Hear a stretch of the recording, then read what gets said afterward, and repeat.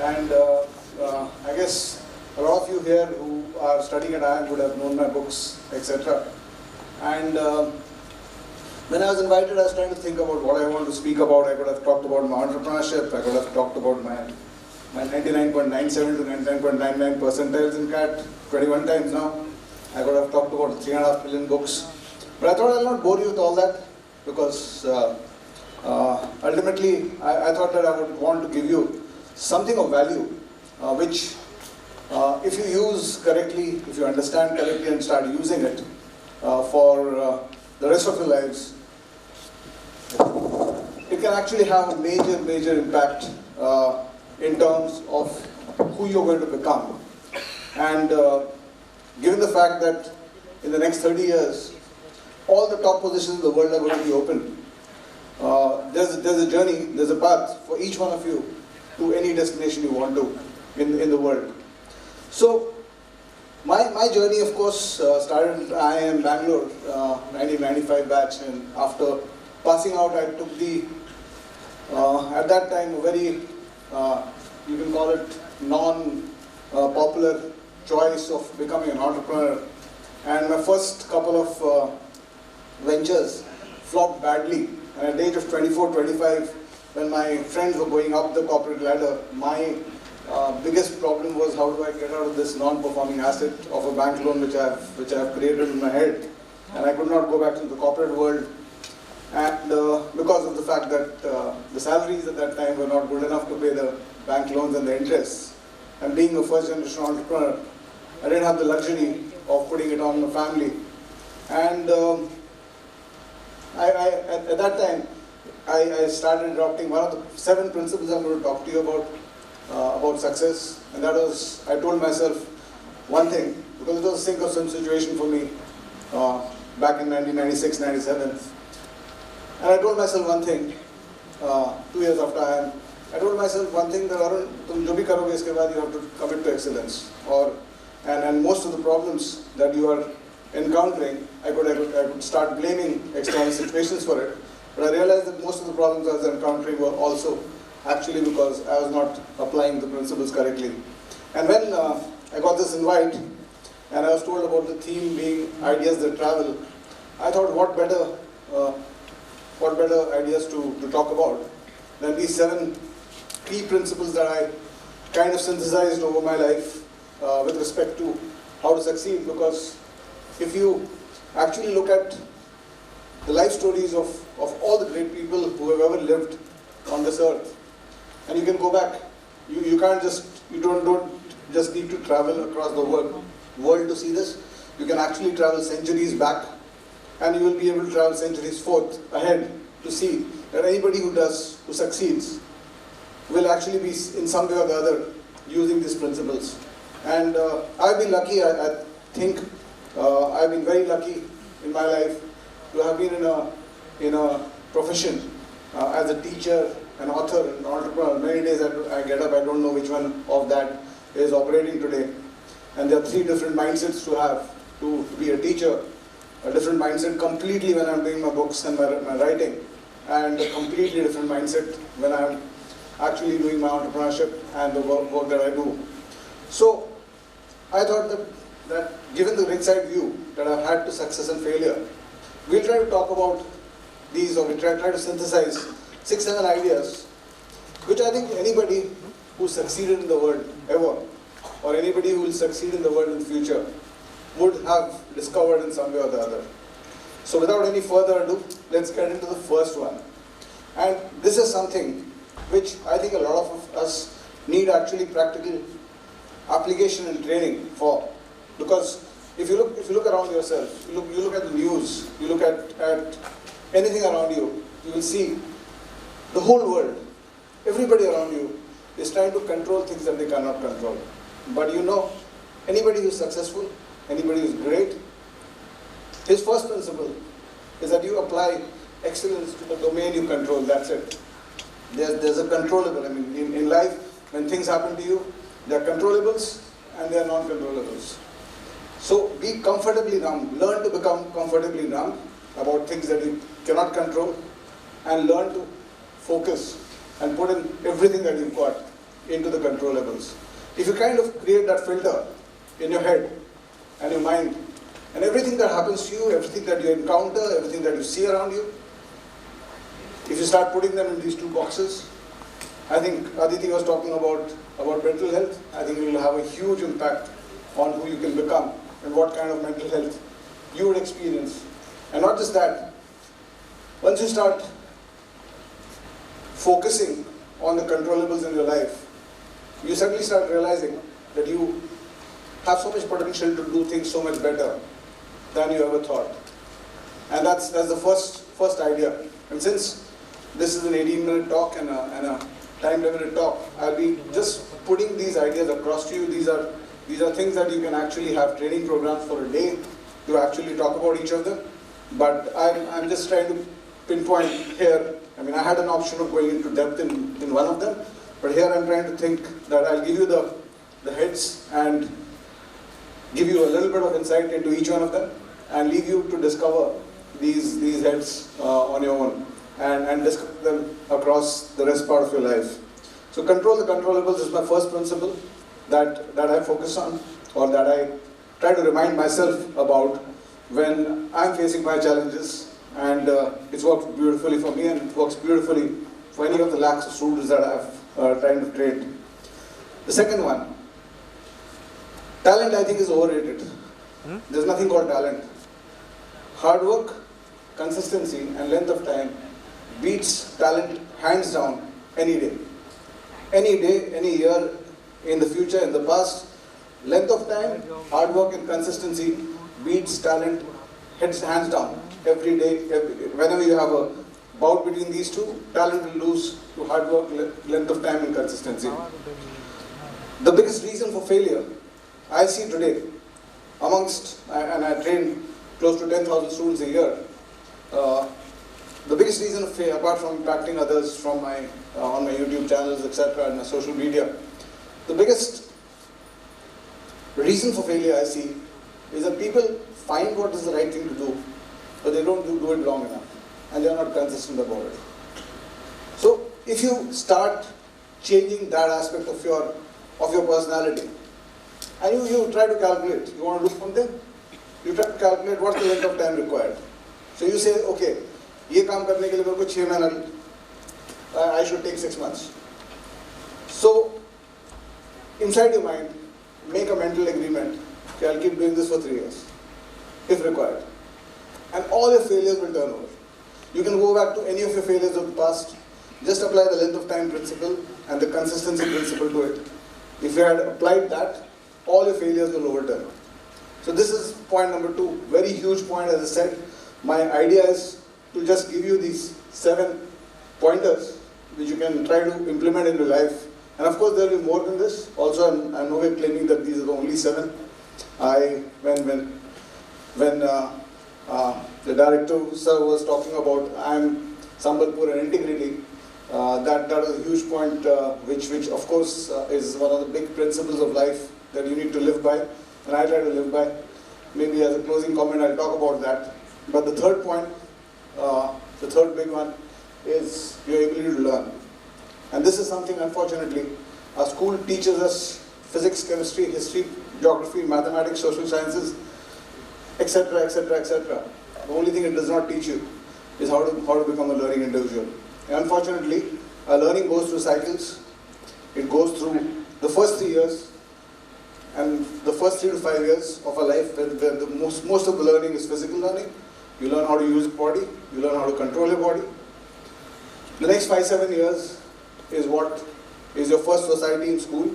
You learn what can be described as how to operate or how to behave in a society, in a social environment. And by the time you're 17, 18, you have a structured learning agenda every year. Every year you go to the next class in school or college, you have an agenda. This year you learn these topics, or this is your syllabus. But the moment you move out of college, and you are 20, 21, 22, 23, you enter what I call as the learning vacuum. And you'll see people living their entire lives, I mean you'll see people around you who live their entire lives without learning anything new. So you talk to them today, and you talk to them 4 years later, you see that they are the same. In fact, I will narrate a small incident. I was driving my car and I was with my wife and we were sitting on the next this thing, and it was a busy intersection on which I was driving, and there was this gentleman, old gentleman, who was driving his car next to me, and he crossed me. Now after crossing me, his car had a small brush with somebody else who was coming from the other side. Now what happened was, the next thing, as you see in all Indian roads, this other gentleman who had come from the right side and had crossed over, he got out in a rage, and he came out and started slapping this elderly gentleman, 65, 70 years old. And my immediate comment was Bechara. And my Bechara was not for the old gentleman, because he would recover in 2 days. He would have a few bruises, he would recover in 2 days. But what about this guy? He got no control of himself, and this is a program inside his head that he loses his temper. And it's going to go with him wherever he goes.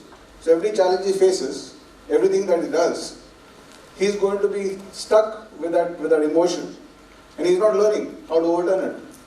He's maybe 30, 35, 40, and it's been part of his life for the last 20 years or more. It's going to be part of his life for the next 30 years. So bechara kaun hai? And to make matters worse, because there's something called the parent ego state in every child, where the learnings from the parents, where you pick up your emotions and your thinking from how your parents behave and react. He's not only condemning himself, he's condemning his children, because he's going to pass on this anger to those people. So unfortunately what happens is we are never able to understand what to learn. And when we talk about learnability quotient, what to learn is the biggest aspect or the biggest challenge which we face once we are outside school and college.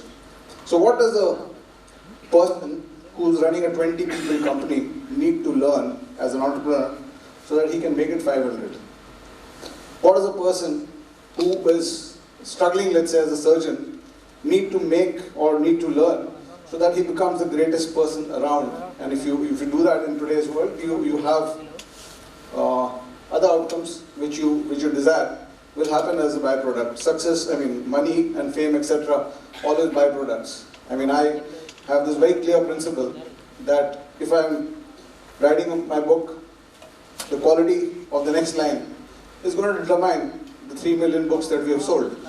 So that's unfortunately, we never think about it. And we live our entire lives with the same processes, the same habits, the same structures, and the same emotions, or the same emotional mindsets that we have ever lived for the past. The moment you realize you have an option, things start opening up. So just giving you brief insight into this. The fourth point, I think Aditi has talked a lot about this, so I'll very briefly take you through this, what my perspective to this is. Controlling your mind, your ability to, this is the fourth one, the ability to control your mind. And when you talk about controlling the mind, there's so many things happening inside your mind, but unfortunately in our lives we never go inside our mind to actually check. For example, if you're thinking something and you are kind of overwhelmed by a situation, do you know that you have the option of changing the color that you see inside your head? Do you know that you have the option of raising the voices or reducing the voices you are hearing? So somebody scolded you for something, and you're listening to that voice, and you are spoiling your mood currently because of the fact that you're listening to that voice again and again in a high volume, and you have an option to pitch down the volume inside your head.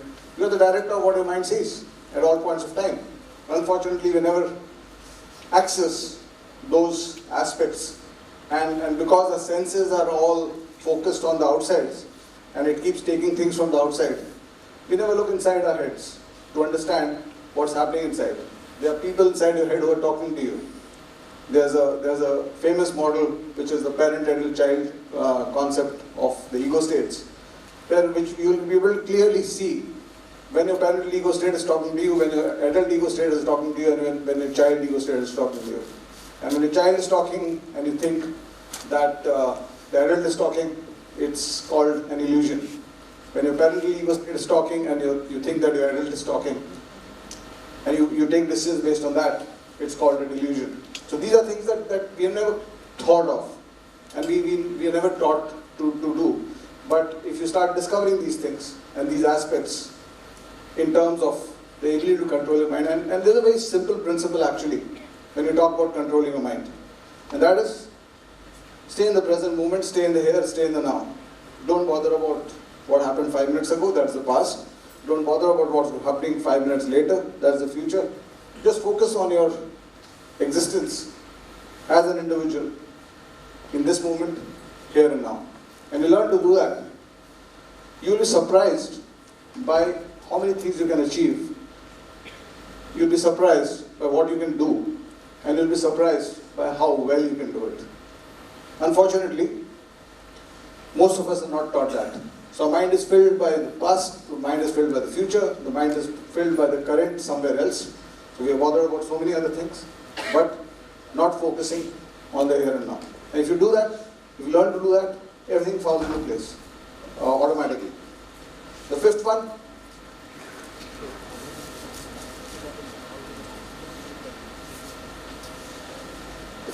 is commitment to excellence. The ability to tell yourself that, as I said at the start of the speech, that aaj se main jo bhi kaam karunga, I'll do it to the best of my ability. I'll keep improving my ability, that's learning, but I'll do it to the best of my ability. I'm not going to accept mediocre performance. I'm not going to accept mediocre action. I hate the mediocrity in myself. Unfortunately, we live our lives the other way. What we do in our lives, we hate the mediocrity in others and accept the mediocrity in ourselves. I expect excellence from everybody around me. As an individual, the way we grow up, we want excellence from the hotel waiter, we want excellence from the bureaucrats, we want excellence from our bosses, from our subordinates, and we accept the mediocrity in ourselves. But if you invert this, accept the mediocrity around you, and only expect excellence from yourself, you'll see that you'll have a much more fulfilling life. Because what happens is, as you start executing excellence, people start getting to know you. And once people start getting to know you, and your work starts speaking about yourself, you don't have to talk much about yourself. That's the fifth point, the commitment to excellence. And please do make sure that you make this inversion. Start to hate the mediocrity in yourself, accept the mediocrity outside, expect only excellence from yourself, and don't bother about excellence of the non-controllables. The sixth point, very important, you have to learn to laugh, especially about yourself. Unfortunately, we have this tendency of taking ourselves too seriously, and that is where ego comes in. So if you start learning to laugh about yourself, this slide is not complete, it should say learn to laugh about yourself. If you learn to laugh about yourself, you start realizing that everything can be, you can actually face anything in the world. Unfortunately, we start thinking about ourselves and about our egos so big. When you have to, all you have to do is on a clear night, just go out there, go into an open field and look at the stars and just count how many of them there are, and on how many there's a high probability of there being life, and what you are in that context, no matter what you've done. Then your pride will go away. And once you start learning to laugh about yourself, like you were when you were a 4-year-old kid, somehow, unfortunately, the way we grow up, we forget about this aspect, the humor about myself, which is, I think, a big strength. It's a strength which is underrated. It's a strength which a lot of us had when we were 4 years old, but we lost it along the way. That's the sixth one. And the last one is accept your failures as results. Learn to accept failure as a result. Always look at failures as results. So when that happens, failure is never final, because the result can change in the next exam. Thank you so much.